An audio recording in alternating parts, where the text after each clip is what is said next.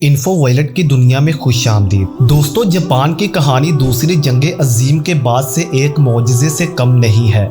जब हिरोशिमा और नागासाकी पर एटम बम गिराए गए तो जापान तबाही के दहाने पर खड़ा था, लेकिन जापानी कौम ने अपनी मेहनत, लगन और नज़्मो ज़ब्त से न सिर्फ अपने मुल्क को दोबारा तामीर किया बल्कि इसे दुनिया की दूसरी बड़ी मुआशत बनाने में कामयाब हो गई। आज जापान वो मुल्क है जहाँ बुलेट ट्रेनें वक्त की पाबंदी के इलामत हैं, जहाँ रोबोट्स ना सिर्फ फैक्ट्रियों में बल्कि घरों और अस्पतालों में भी खिदमात अंजाम दे रहे हैं। लेकिन दोस्तों, इस तरक्की के पीछे एक तलख हकीकत भी है। जापान आज एक ऐसी आबादियाती बहरान का शिकार है जो इसके वजूद को खतरे में डाल रहा है। जापान की आबादी तेजी से बूढ़ी हो रही है। आज जापान की कुल आबादी का तकरीबन 1/3 हिस्सा 65 साल या इससे जायद उम्र का है और ये तादाद दुनिया के किसी भी दूसरे मुल्क से ज्यादा है। दूसरी तरफ जापान में पैदाइश की शरह खतरनाक हद तक खत्म हो चुकी है।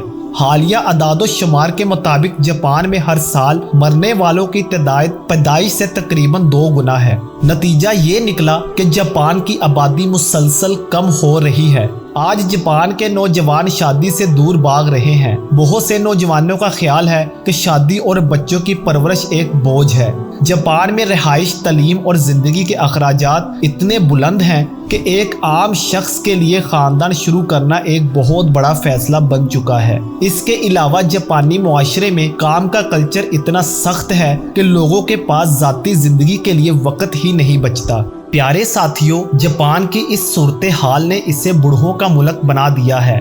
अस्पतालों में बूढ़ों की तादाद बढ़ रही है, पेंशन सिस्टम पर दबाव भी बढ़ रहा है और मुआशियत को चलाने के लिए अफरादी कुव्वत कम पड़ रही है।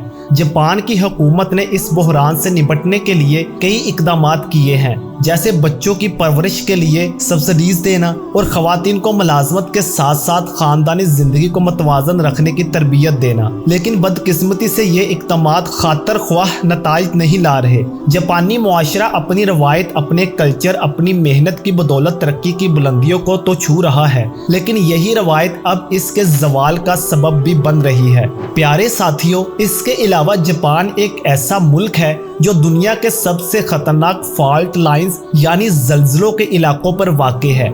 माहिरीन अर्जियात और साइंसी इदारे कई सालों से इस बात पर तहकीक कर रहे हैं कि जापान में एक बहुत बड़ा जल्जला किसी भी वक्त आ सकता है। उन्होंने खबरदार किया है कि अगर यह जल्जला आया तो यह सिर्फ एक मामूली झटका नहीं होगा, बल्कि एक ऐसा तबाहकुन जल्जला होगा जो जापान को 2 हिस्सों में तकसीम कर देगा। प्यारे साथियों, 2011 का फुकुशिमा जल्जला और सुनामी हमें अब तक याद है, जिसमें हजारों लोग मारे गए और एटमी प्लांट तबाह हो गया था।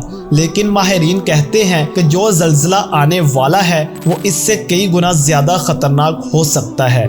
प्यारे दोस्तों, ये वक्त है कि हम सिर्फ जापान को तरक्की और टेक्नोलॉजी का मुल्क ना समझे बल्कि इसकी कुदरती कमजोरियों और खतरात को भी समझे। आखिर में दुआ है कि अल्लाह ताला हम सबको हर किस्म की आफत से महफूज रखे। आमीन। मजीद इंटरेस्टिंग वीडियोस के लिए सब्सक्राइब